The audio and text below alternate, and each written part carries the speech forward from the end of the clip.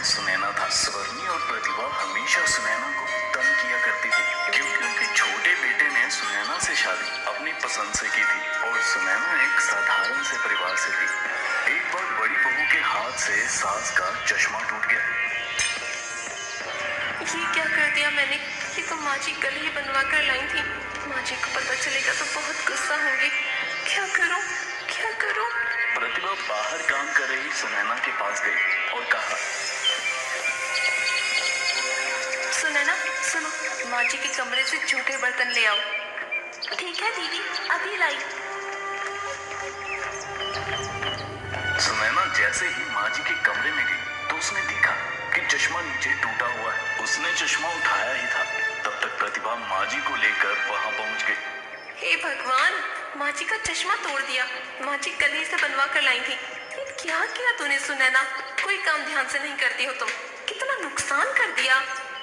ये क्या कर दिया तूने? जब से आई है नुकसान पे नुकसान किए जा रही है।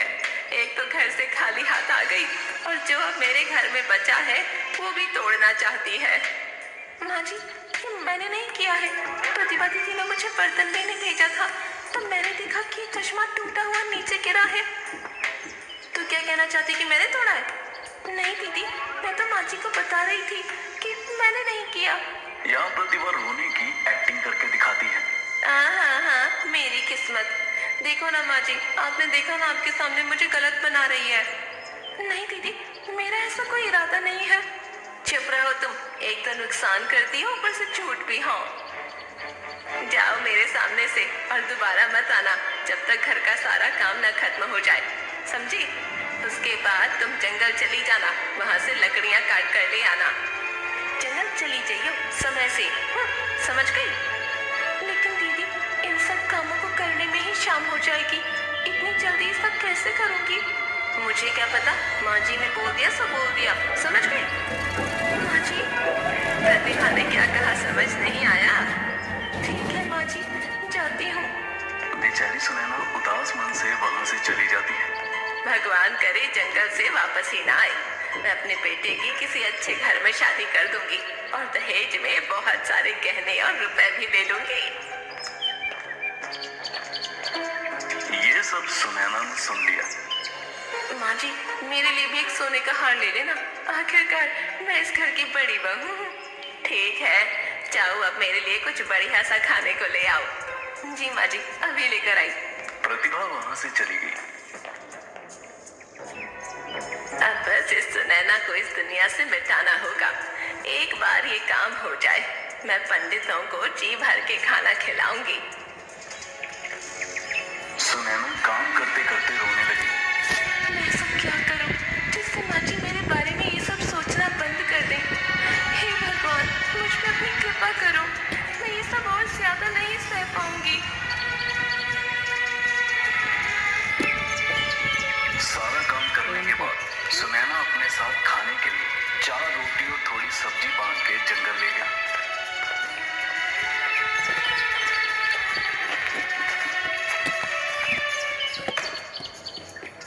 सुनैना जंगल में लकड़ी काटने लगती है। उसने लकड़ी का एक गट्ठा बनाया और छांव में बैठ गई। तब उसके थैले से रोटी का डिब्बा नीचे गिर गया। अरे, मैं तो खाना ही भूल गई। लोग काम भूल जाते हैं और मैं उनकी खाना ही भूल गई। क्या करूं अपना? अब बस जल्दी घर चली जाती हूँ। इसे खाऊं या नहीं? ऐसा करती हूँ, खा ही लेती हूँ। वैसे भी दिन से कुछ खाया नहीं, फिर रात का खाना भी तो बनाना पड़ेगा। वह खाना खाने की वाली होती है कि तभी वहां पर एक बकरी उसके सामने आकर बैठ जाती है। तुझे भूख लगी है? आजा तू भी खा ले। वह एक रोटी बकरी को दे देती है। बकरी फिर भी नहीं जाती। इस बार वो एक और रोटी देती है और इस बार बकरी चली जाती है। लगता है इसके नसीब में रोटी खाना लिखा था। चलो इस बेजुबान के पेट में भी कुछ गया। इसके बाद वो थोड़ा पानी पीती है। तब तक वहां से एक बूढ़ी औरत बहुत सारा सामान लेकर गुजर रही होती है। माँ जी, आप इस जंगल में? अपने गांव जा रही हूँ बेटी। ये रास्ता जल्दी पहुँचा देता है, इसलिए यहाँ से जा रही हूँ। औरत बहुत बूढ़ी थी। सुनैना को उस पर दया आ गई। आप इन्हें खा लो। वैसे भी मुझे तो घर जाना है, इसलिए इन्हें खाने का तो समय नहीं है मेरे पास। आप मुझे थकी हुई लगती हो, आप इन्हें खा लो। अम्मा बैठ गई और हैरानी से सुनैना की तरफ देखने लगी। इस जंगल में लगता है भगवान ने तुझे भेजा है मेरे लिए। ला बेटी ला, जोरों की भूख लगी है मुझे, बहुत बुरा हाल है। खुश रहे तू बेटी। सुनैना ने रोटी सब्जी अम्मा को दे दी और अम्मा ने बड़े चाव से रोटी सब्जी खा ली।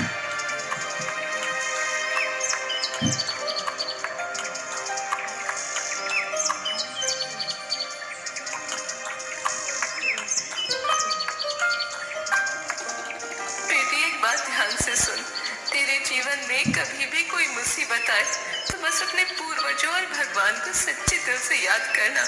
उसके बाद सामने मुसीबत पर लाल कपड़ा और अगरबत्ती जलाकर हाथ जोड़ लेना, सब ठीक हो जाएगा। धन्यवाद अम्मा, बड़ों की कृपा से ही घर परिवार फलता फूलता है। कभी बलियापुर गांव में आना होगा तो किसी से भी पूछ लेना मेरी माँ जी का नाम। उनका नाम स्वर्णी देवी है, वो आपको बता देंगे मेरे घर का पता। कभी आना हो तो हमसे मिलने जरूर आना। जरूर बेटा, कभी मौका मिले तो जरूर आऊंगी। अब बेटी तू जल्दी घर जा, ये जंगल तेरे लिए सुरक्षित नहीं है। ठीक है अम्मा, आप भी जल्दी चली जाओ। और हाँ बेटे, कभी भी डर लगे तो अपने पूर्वजों को याद करना। पितृ हमेशा अपने वंशजों की रक्षा करते हैं। जी अम्मा।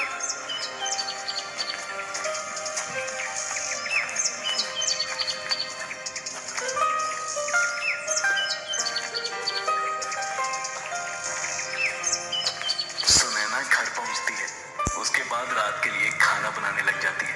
खाना बनाकर सबको खिलाया और उसके बाद सब सो गए। अचानक पूरा घर हिलने लग गया। अचानक के कमरे से बहुत तेज आवाजें आने लगी। सब लोग डर गए। कुछ देर बाद सब एकदम से शांत हो गया। माँ जी, ये क्या था? ये कैसे आवाज थी? रुक, मैं देखती हूँ। सुनैना, जा तू देख क्या है वहाँ। माँ जी मुझे डर लग रहा है। जाती है या नहीं? इसके बाद सुनैना कमरे में देखने चलेगी। वहां कोई नहीं था।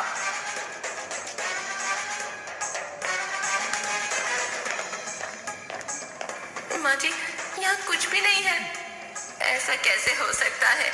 इतनी भयंकर आवाज भला किसकी हो सकती है? माँ जी, लगता है कोई जानवर खिड़की से घुस गया होगा। मैं कहती थी ना, वहाँ जालियां लगा लो। चलो अब जाओ, सब सो जाओ। अगले दिन सुनैना सुन, वो कपड़े रखे हैं, धो देना सारे। और घर के सारी चादरें भी धोनी है, और हाँ पर्दे भी, समझ गई? जी माँ जी। तब तक वहां उनकी पड़ोसी शारदा आ गई। प्रणाम अम्मा, कैसी हो आप? आओ आओ बेटी, तुम कैसी हो? हमारे तो जैसे तैसे वक्त निकल रहा है। मैं ठीक हूँ माँ जी, आपसे वो शहद लेने के लिए आई हूँ। कुछ दिन पहले आपसे मंगवाया था ना? अरे हाँ, मैं तो भूल ही गई। क्या करूँ बेटी, उम्र हो गई है। रुक लाती हूँ। माँ जी जैसे ही अंदर गई, शारदा तुरंत सुनैना के पास जाकर बोली, सुनैना, तो दुखी नहीं होती इस बुढ़िया के ऐसे बर्ताव से? जीना मुश्किल किया हुआ है तेरा इसने। कहती हूँ तो अपने मायके वालों को बता देना। नहीं बहन, मेरे माता पिता गरीब हैं, उन्हें मैं और पीड़ा नहीं दे सकती। मुझे परेशान देख वो और दुखी हो जाएंगे। तेरे लिए मुझे बहुत दुख होता है, तू अपना ध्यान रख। तुम मेरी चिंता मत करो, वो जैसी भी है मेरी सास है। गुस्सा करती है पर दिल की अच्छी है। तू बहुत भोली है रे। मैं तो तेरे लिए बस प्रार्थना ही कर सकती हूँ कि एक दिन तेरा जीवन भी सुधर जाए। तू परेशान मत होना। हाँ, ये सब मेरा परिवार है और परिवार में तो ये सब चलता ही रहता है। तब तक अचानक माँ जी आ गई। ले शारदा, अपना शहद। धन्यवाद अम्मा। अच्छा, मैं चलती हूँ। उसने सुनैना की तरफ देखा और चली गई। सुनैना ने अपना सारा काम किया। पहले कपड़े, घर की सफाई, आंगन की सफाई। रात के समय, अरे ओ सुनैना, खाना बनाया नहीं? बन गया माँ जी, अब हाथ धो लीजिए, अभी लगाती हूँ। रख जल्दी, भूख लगी है मुझे बहुत। अभी रखती हूँ माँ जी। छी छी, कैसा खाना बनाती है तू। ऐसा खाना तो जानवर भी ना खाए। माँ जी, मैं आगे से ध्यान रखूंगी। सास और प्रतिभा ने सारा खाना खा लिया और जानबूझ के बाकी रोटियां और सब्जी छुपा दी। और ला रोटी। माँ जी, रोटियां तो खत्म हो गई हैं। इस घर में तो पेट भर के खाना भी नहीं मिलता। जीना तू भर हो गया है। जा बर्तन ले जा। माँ जी ने प्रतिभा को वो खाना दिया। प्रतिभा ने तुरंत वो खाना गाय को खिला दिया और वापस वहां बैठ गई। चलिए माँ जी, कल शादी में भी जाना है, सो जाते हैं। सबने खाना खाया। किसी ने सुनैना को खाने के लिए नहीं पूछा। फिर सुनैना ने बर्तन धोए। आधी रात को अचानक आवाज आने लगी।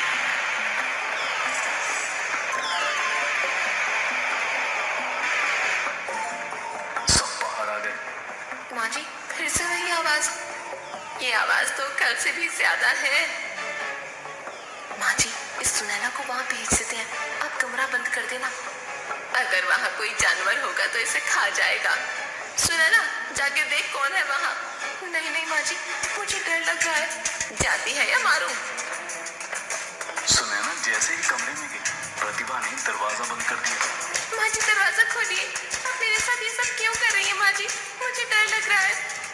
ये सब मेरी बेटे की जिंदगी में आने से पहले सोचना चाहिए था। अब भुगत। दोनों हंसने लगी। माँ जी, यहाँ सांप है। सांप, सांप। सुनैना जो कि कोने में छुप गई। सुनैना को अचानक अम्मा की बात याद आई। बेटी, एक बात ध्यान से सुन। तेरे जीवन में कभी भी कोई मुसीबत आए तो बस अपने पूर्वजों और भगवान को सच्चे दिल से याद करना। सुनैना ने तुरंत अपने पूर्वजों को याद किया। हे पितरों, मेरी रक्षा करो। कोई तो उपाय दो ताकि मैं इस मुसीबत से बच पाऊं। अचानक वहां पे लाल कपड़ा और धूप बत्ती आ गई। सुनैना को बूढ़ी अम्मा की बात याद आ गई। सुनैना ने तुरंत डरते डरते उसके पास गई और धीरे से उसके ऊपर लाल कपड़ा डाला और धूप बत्ती जलाने लग गई और भगवान का नाम जपने लगी। हे ईश्वर, मेरी रक्षा करो मेरी। माँ जी, चलिए, लगता है वो मर गई। जानवर उसे अभी तक तो खा भी चुका होगा। कल इस कमरे को खोलेंगे। ठीक है, भगवान करे इस बार ये मुसीबत टल जाए। अगले दिन प्रतिभा ने वो कमरा खोला। सुनैना एक जगह पे लेटी हुई थी। प्रतिभा चिल्लाई, क्या हुआ? कोई भूत देख लिया क्या? माँ जी जैसे ही कमरे में आई, उन्होंने देखा कि चारों तरफ सोना ही सोना बिखरा हुआ है। हमारी तो किस्मत ही खुल गई प्रतिभा। माँ जी, एक साथ दो मुसीबत टल गई। पहली वो मुसीबत और दूसरी गरीबी। आज से हम ऐशो आराम की जिंदगी जिएंगे। माँ जी, देखिए ना, इतना सारा सोना। इससे तो हमारी कई पीढ़ियां मजे से अपना जीवन बिता सकेंगी। प्रतिभा जैसे ही सोने का एक गहना उठाती है। कितना सुंदर है ना माँ जी, मेरे गले में बहुत अच्छा लगेगा। ठीक कहा ना मैंने? तब तक अचानक प्रतिभा को जोर से करंट लगने लगता है और माँ जी को सांप पकड़ लेता है। माँ जी चिल्लाने लगती है। चिल्लाने की वजह से सुनैना उठ जाती है। उसी समय अम्मा वहाँ प्रकट हो जाती है। ये सब केवल सुनैना का है। इस खजाने में किसी ने भी बुरी नजर डाली तो उसे छोड़ूंगी नहीं मैं। प्रतिभा ने हार पहन लिया। अम्मा, माँ जी, अब प्रतिभा दीदी को छोड़ दो आप। नहीं बेटी, ये सब तुझे जीने नहीं देंगे। मेरे होते हुए तुझे कोई तंग नहीं कर सकता। अम्मा, आपके आगे हाथ जोड़ती हूँ, कृपया छोड़ दो ना इन्हें। ठीक है। दोनों बच जाती हैं। माँ जी, आप ठीक तो हो ना? प्रतिभा दीदी, आप ठीक तो हो ना? अम्मा, मेरी बात का मान रखने के लिए धन्यवाद। ये सब तेरा है सुनैना। अम्मा, ये सब मेरा कैसे हुआ? मुझे आप ये सब क्यों दे रही हो? बेटा, ये तेरा ही था हमेशा से। एक जमाने में तेरे पूर्वजों ने इस खजाने को छुपाया था दुश्मनों से। वो चाहते थे कि ये सब उनके किसी वारिस को मिले जो ईमानदार और नेक हो, ताकि सबका भला हो सके। वो चाहते थे कि दुश्मन इसका गलत इस्तेमाल न कर पाए, इसलिए उन्होंने इस खजाने की पूजा कराई। इसके बाद एक खजाना सर्प में बदल गया और तब से वो तुम्हारे वंश के सही उत्तराधिकारी की खोज कर रहा था। तुमने जिस बकरी को रोटी खिलाई वो असल में सर्प था, जो वेश बदल कर तुम्हारे सामने बकरी बनकर आया था, ये जानने के लिए कि तुम वही सही उत्तराधिकारी हो कि नहीं। बेटी तो बहुत भोली है। सब याद रखना, ये खजाना सिर्फ तुम्हारा है। ये कोई मामूली खजाना नहीं है, मंत्रों द्वारा सिद्ध किया गया खजाना है। याद रखना, इस खजाने की सुरक्षा स्वयं सर्पदेव करते हैं, इसलिए सुनैना तुम इसके खो जाने की चिंता मत करना। ये हमेशा तुम्हारे पास रहेगा। तुम्हारा कल्याण हो। माँ जी, ये सब आपका है, इसका जो कुछ भी करना है वो आपकी मर्जी से ही होगा। बेटा, मैंने हमेशा तेरे साथ बुरा किया। तू चाहती तो इतना सारा धन पाके हमें घर से बाहर निकाल सकती थी, पर तू ये सब मुझे दे रही है, क्यों सुनैना? माँ जी, मैं हमेशा चुप रहती थी ताकि एक दिन आप मेरे प्यार को समझ सको। देखो ना, आज आपको मेरा इस परिवार के प्रति प्रेम समझ आ गया। इससे ज्यादा मुझे कुछ भी नहीं चाहिए। मुझे माफ कर दो, मैंने तुम्हें हमेशा मारना चाहा, लेकिन आज तुमने मुझे बचाकर मेरी नजरों में अपनी इज्जत और भी बढ़ा दी है। आज से मैं हमेशा तुम्हारी बड़ी बहन बन के रहूंगी और तुम्हें कुछ नहीं होने दूंगी। सुनैना, इसके हकदार सिर्फ तू है। ये जिम्मेदारी तुझे ही संभालनी होगी। तेरे पूर्वजों का भरोसा है तू, इसलिए अपनी जिम्मेदारी को समझ और वही कर जो सही है। जी माँ जी, मैं आपकी बात का मान रखूंगी। इसके बाद सुनैना का परिवार बहुत अमीर हो गया और सुनैना दान पुण्य करने लगी।